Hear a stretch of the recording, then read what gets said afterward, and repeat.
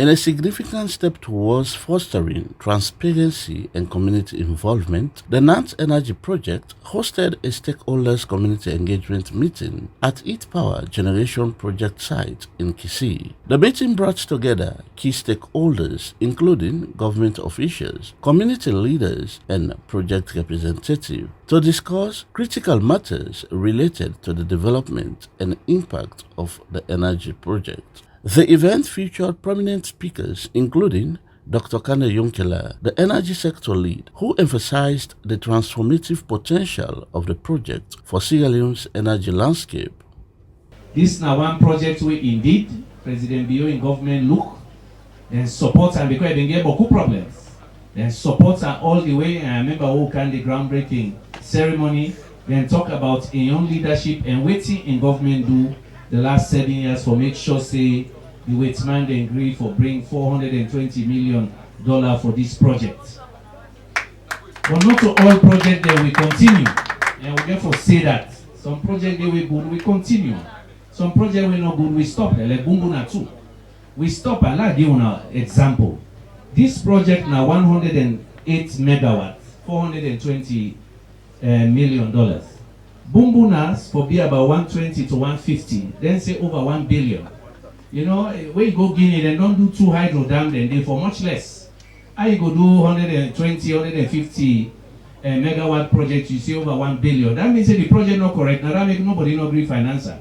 This way can after and the Waitman and give them money. We get what we call due diligence. Not to all project good. Then one they will not good, they kill them. They're not good for the country able to afford them, will they stop them? But this why I show continuity and due diligence. The government look at, support and fight all the way for let the Waitman and get confidence for can. It shows say also the IPP policy the way Salon non-develop, then they work. We get beaucoup independent power producers in the country. But like Honorable Kekura say, we get for be careful. Not to all IPP project they will for take. Because now that don't put Ghana in trouble. Over 3 billion owed, but about half of that to IPPs. So we own administration now, we own new leadership. With the way that almost IPP projects for day, and almost generation we the country for own. So that we know they always owe people. Now that make una see when they try for repair, we machine them. Mohamed Raman Sware, the Minister of Labour and Employment, highlighted the project's role in addressing unemployment and skills development. He also assured attendees of the government's commitment to ensuring fair labour practices and inclusivity in the project's implementation. I've had conversations with this project, on this project, relating to this project, both in and out of cabinet. This was one of the most scrutinized project documents. So I can guarantee you that over time, it will be one of those things that we'll all be very proud of. I have said that the human resource business is key, it's critical for the success of any project. And I've been assured that locals will be given priority, particularly locals living with the community where they have the requisite skills, competencies, and required experiences. When you have that, you tick all those boxes, you will be given the #1 priority once they begin to recruit. Number 2, we'll also encourage them very strongly as per law to ensure that where they cannot get people within the immediate project community, they can cast their net farther as afield to look for the next set of very competent Sierra Leoneans to bring on the project. Abu Kamara, General Manager of SICA, provided an update on the project's progress and outlined the company's vision for the future. He further stated that their goal is not only to meet the energy demands of today, but also build a sustainable energy infrastructure for future generations.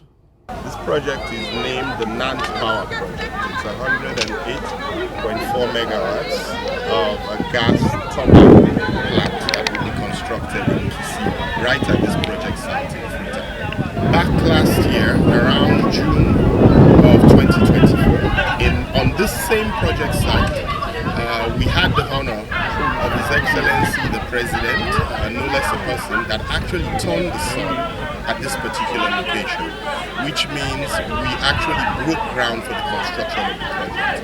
As project sponsors, in combination with our lenders, after serious work between June and November, on November 15th, I'm very happy to communicate that we achieved financial close. And what does that mean? The project was able to seek financing from DFC and EB, who are the lenders to this project.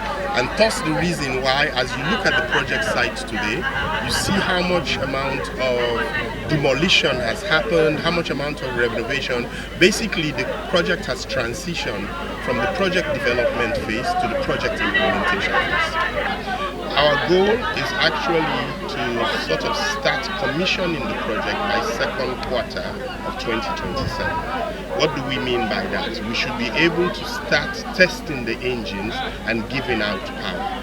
Part of Dr. Yumkela's request during his speech today is to ensure that we accelerate the construction of the substation in Kisi.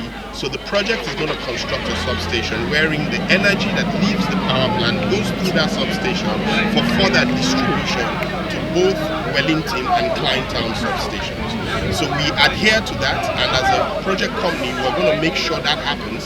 So people within the eastern area would start enjoying some amount of stable and firm power. And in 2027, the commissioning of this project should start. Honorable Kekura Vandi, chairman of the Parliamentary Oversight Committee on Energy, underscored the importance of the project in achieving national energy security. He further stated that it will significantly reduce the country's reliance on imported energy and pave the way for energy independence. Statements were also made by community leaders and members of parliament present. The meeting provided a platform for community members to voice their concerns and expectations. Issues such as job creation, environmental impact, and community benefit were discussed, with project leaders pleading to address these concerns throughout the ongoing engagement and collaboration. The Nant Energy Project, a flagship initiative in Sierra Leone's energy sector, aimed to boost the country's power generation capacity and provide reliable electricity to millions of households and businesses. For Star TV News in Freetown, George Elliott Sam reporting.